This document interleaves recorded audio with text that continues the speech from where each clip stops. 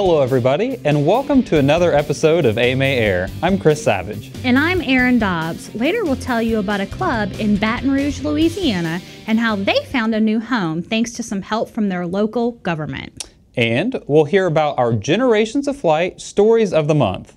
But first, here are some news stories from around the hobby. The AMA's new analysis reviewing UAS sightings reported to the FAA has provided some interesting results. Of the 1,270 new sightings reported this year, the AMA found that the vast majority of these sightings are just that, sightings. Importantly, the FAA specifically stated that no collision between civilian aircraft and civilian UAS has been confirmed. AMA President Rich Hansen said, in comparison to the growing number of drone sales and operators, the total number of UAS reports in the FAA's data is just a small fraction. Safety has always been our #1 priority. That's why we're encouraged to see that most of the reports are mere drone sightings and don't appear to pose any serious safety risks. The AMA also indicated that while the number of reports included in the FAA dataset has increased, it covered a longer period of time, and it occurred during an increase in the number of UAS pilots. You can read the complete analysis at air.modelaircraft.org. JOOL Nall 2017 wrapped up on May 20th, ending a week of competition, fun flying, vendor displays, and more. The annual event is held at the Triple Tree Aerodrome in Woodruff, South Carolina. For those of you who have never attended JOOL Nall or another event at Triple Tree Aerodrome, it is massive. Just take a look at this hyperlapse of the drive from the gate to the 3D line shot by Model Aviation Associate Editor Jennifer Alderman.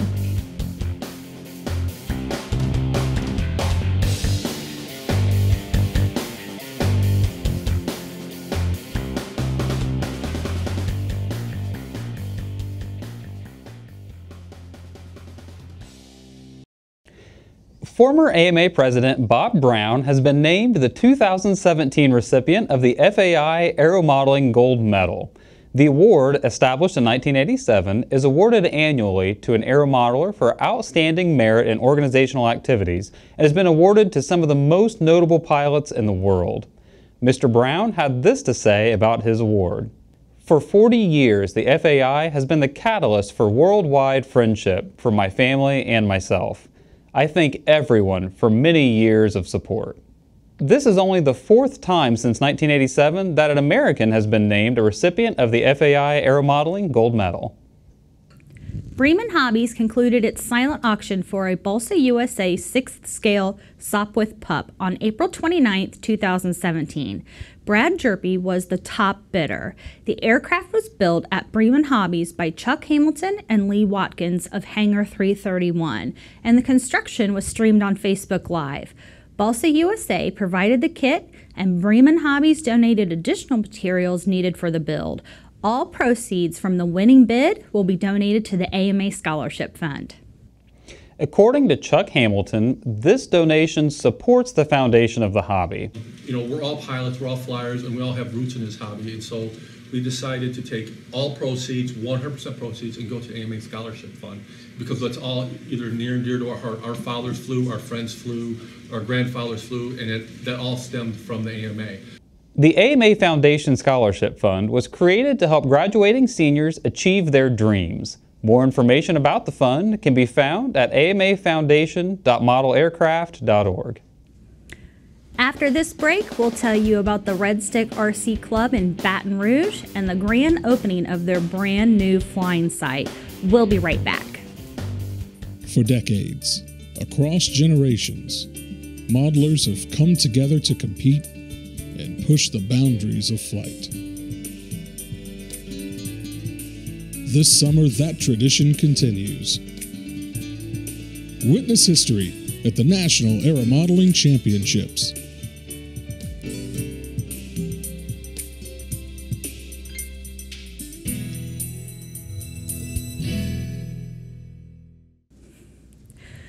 The Red Stick Radio Control Flying Club of Baton Rouge, Louisiana just celebrated the grand opening of their new field last month. The grand opening event featured flight demonstrations, competitions, and prizes, but this event came after a lengthy process.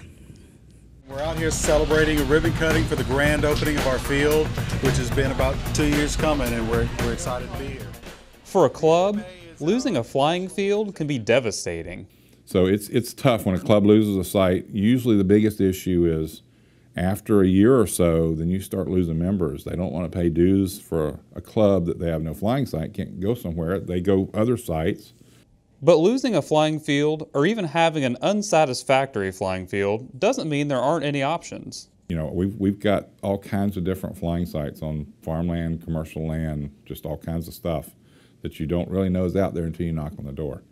And at the same time, you maybe don't know how to pursue that. When a club finds themselves in one of these situations, members can contact the AMA for help with the process. Yeah, a typical situation is either I'll get a phone call or an email from a club officer usually, but it could be somebody who has just been appointed for that position or interested.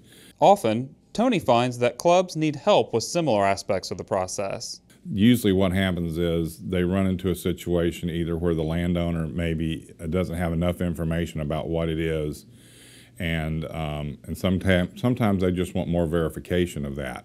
While there are similarities in each situation, the process of obtaining a flying site varies for each club. The biggest thing to understand, every case is different, and so we have a lot of different devices and support mechanisms that we can use for that particular case once we know what it is. While the AMA is happy to help clubs with securing a flying site, Tony assures them that the process is still their own. We're really the authority for model flying. We can come in with that background and support the club, not really take over that situation. Tony believes that the AMA serves as a support in these situations, verifying that the local club has a national organization backing them 100%. Most situations, the local government is really listening to the local residents. I mean, that's who elect them, that's who they have to respond to, and it's great to have a national organization representative come in and back that club, but it should be a person from the local club who's actually speaking and doing that work. I can stand in the background and say, yes, they're part of our organization and we support them 100%, and that's why we're here to show our support. But in a lot of cases, those county commissioners, political folks in most cases, you know, they don't like an outside group to come in and tell them how to run their situation. Finding a flying field can be a time-consuming process, especially in areas where there's not a lot of available land. The key to the whole thing is still finding that person, or hopefully a small group, 3 or 4 guys that work on a committee together, and they're all willing to take my little chunk of the load, and it's not such a big deal. But as Tony says, hard work will pay off. It's some of those things where you just have to persevere. You know, it's not always going to be easy, but then sometimes by magic, something just falls in your lap. Generations of Flight is all about showcasing model aircraft enthusiasts and their love for the hobby. Each week, one story is selected and featured as the story of the week. This month's winners were Michael, Marguerite, Jody, and Wendy. Michael shared how starting a high school aviation club grew his passion for the hobby. Marguerite discussed women in model aviation. Jody wrote about 4 generations of women flying drones. And Wendy shared how she came into the hobby a little later in life. To read these stories and others, visit generationsofflight.com. To share your story, click on Submit a Photo. You can also help preserve the history of model aviation by visiting the National Model Aviation Museum's History Project. You can read biographies, club histories, and company histories, or submit your own. If you are interested in submitting your story or other modeling history, information can be found at modelaircraft.org. That's all we have for this episode of AMA Air. If you have a story you think we should have on the show, visit air.modelaircraft.org and tell us about it by sending us an airmail. And if you're not already a member of the AMA, visit modelaircraft.org and sign up today. We'll see you next time, everybody, but for now, it's time to get flying.